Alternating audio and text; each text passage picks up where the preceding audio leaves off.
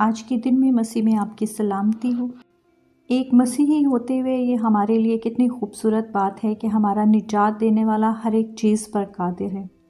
وہ قادر مطلق ہے اور اختیار والا ہے، اور اس کا اختیار اس قدر ہے کہ وہ ہر ایک چیز پر نظر رکھتا ہے، اور ہم اس بات میں مسرور ہیں کہ ہم اس کی امت اور قوم ہیں۔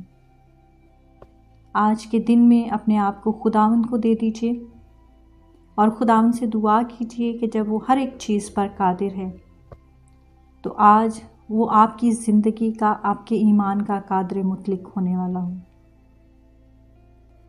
یسایہ 63 باب اس کی پہلی آیت، نجات دینے پر قادر۔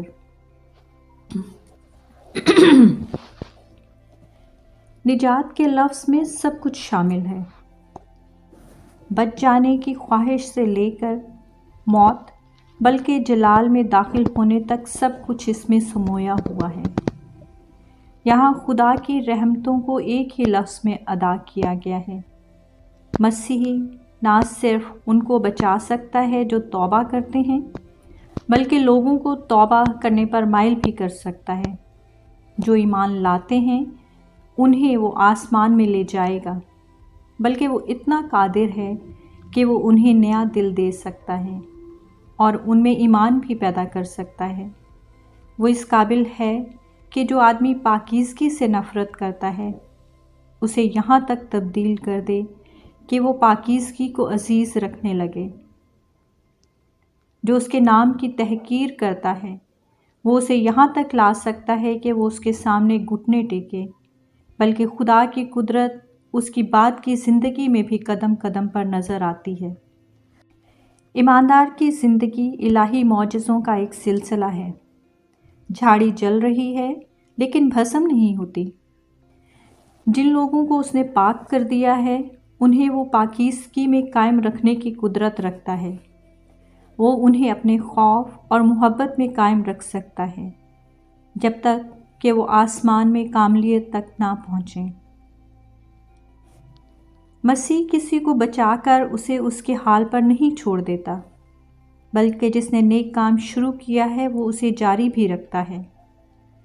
جس نے مردہ روح میں زندگی کا بیج ڈالا ہے وہ اس نئی زندگی کو قائم رکھتا ہے جب تک کہ وہ گناہ کا ہر ایک بندھن توڑ کر زمین سے کوچ کر کے آسمان میں منتقل نہ ہو جائے۔ اے ایماندار، یہ آپ کی حوصلہ افزائی کا باعث ہو۔ کیا آپ کسی عزیز کے لیے دعا کر رہے ہیں؟ دعا کرنا نہ چھوڑیں، کیونکہ مسیح نجات دینے پر قادر ہے۔ آپ باغی کو نہیں بچا سکتے، لیکن خدا اسے بچانے پر قادر ہے۔ کیا آپ کی اپنی حالت آپ کی پریشانی کا باعث ہے؟ خوف نہ کریں، کیونکہ اس کی قدرت اس سے نپٹنے کے لیے کافی ہے۔ مسیح نجات دینے پر قادر ہے۔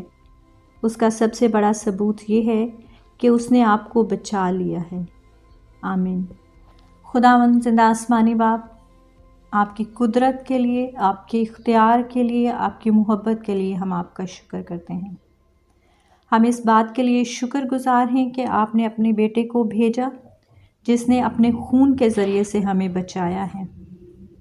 آج کے دن میں ہم اپنے سارے خوف کو، اپنی ساری ناپاکی کو خداوند آپ کے حضور میں لاتے ہیں، اور ہم اس بات کا اقرار کرتے ہیں کہ ہم کمزور ہیں۔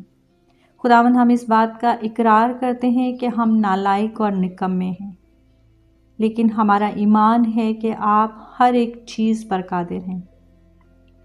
خداوند آج کے دن میں اپنی تمام کمزوریوں کو، اپنی تمام نا امیدیوں کو، اپنے تمام خوف کو ہم آپ کے حضور میں لے آتے ہیں اور آپ کے قدموں میں رکھ دیتے ہیں، اور دعا اور منت کرتے ہیں کہ خداوند آسمان سے ہمیں وہ کاملیت بخشیں جو آپ کا خاصہ ہے۔ خداوند ہر ایک روح کو اور ہر ایک جان کو جو آج کا یہ پیغام سنتی ہے، خداوند آپ اپنے لہو میں چھپا لیجئے اور دھو کر پاک اور صاف کیجئے، اور خداوند ہمارے ایمانوں کو بڑھائیے تاکہ ہم آپ کی بادشاہی میں اسی طرح بڑھتے اور ترقی کرتے رہیں۔